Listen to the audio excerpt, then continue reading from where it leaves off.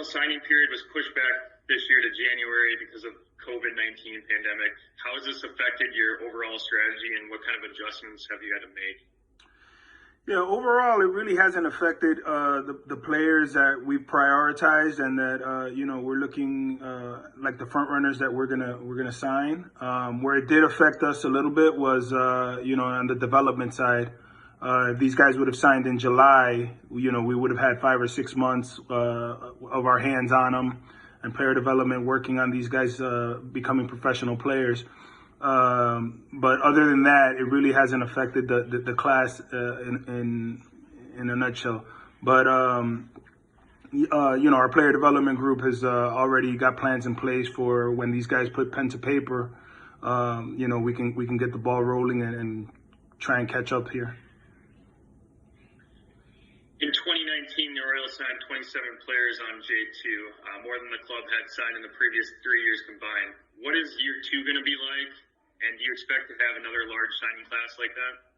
Well, we actually signed 44 players in that signing class, so it was a pretty large class. I don't think this class will be as big as the players that we're prioritizing in this class. Some of them are of higher caliber, meaning higher signing bonuses. So I think our class is going to probably be somewhere in that 20 to 25 range. We definitely are going to include some pretty high caliber players that we feel real good about. So, we're super excited about this class. How do you and your staff evaluate players at such a young age and attempt to project their future potential? Yeah, it's a little more difficult than scouting a high school guy or a college player. We don't focus as much on the tools as we would as a college player or high school player. What we do focus on more is like their physical projection. What's that body going to look like in the future? We focus on their mechanics, obviously. It's important that they do the things correctly and they're mechanically sound on both sides of the ball. The other thing we really focus on is their instinct. Do they have this baseball player instinct where things come naturally to them? And if they do, that's a good sign. We know that eventually these players are going to get bigger and stronger, and they'll become the players that we think they will be. So that's the way we look at it. The scouting process for many international players often starts years in advance. How do you look at these players far in advance, and do you look out 2 to 3 years, even on a current year?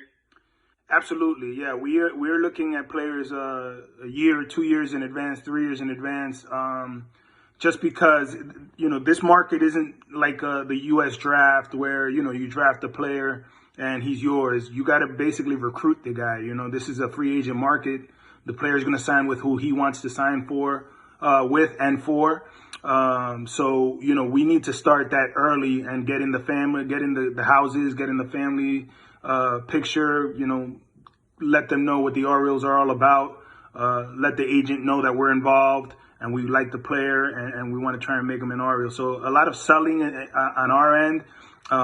If the player is a player of interest, we want them to be interested in us as well, because it can go either way with 29 other organizations trying to sign the same guy. So the sooner we get in there, the sooner we're known and they like us and they start watching us on TV and see what's happening with our system and our players coming up and performing is usually a very good sign.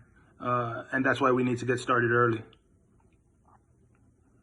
With a fully operational scouting department and more years in the organization, do you anticipate being able to sign more high-caliber prospects in years to come? Absolutely. Those opportunities will be there for us, and that it goes back to starting early. The sooner we know the class and kind of feel the market of what's out there and who this player is, if there's a high-caliber player or 2 or 3 that we really want to go after, then, we could, there's absolutely no restrictions on that. I think every year will be different and we'll weigh the market and see, what's the best fit for the Orioles. How much closer closer do you feel the Orioles are to achieving a goal that you and Mike put forth for yourselves from when you joined to where you are currently? Yeah, we've made tremendous strides towards, becoming leaders. We're down there, we're hitting the ground. I think the industry knows that, we're working hard to become leaders in this part of the player procurement. Like Mike said, we don't only want to become leaders, we want to maintain and stay leaders and contribute a pipeline of players year in and year out. We just started. 2020 didn't help with them losing the year, but once these players start getting up the line and through the system and to the big leagues, our hope is that it just doesn't stop and it keeps happening every year. So the beginnings are rough. We're signing them so young. You kind of does. It's like a plant coming from the ground. You don't see it, but it's being worked on. And once the flower comes up, it'll look good, and hopefully it'll stay pretty.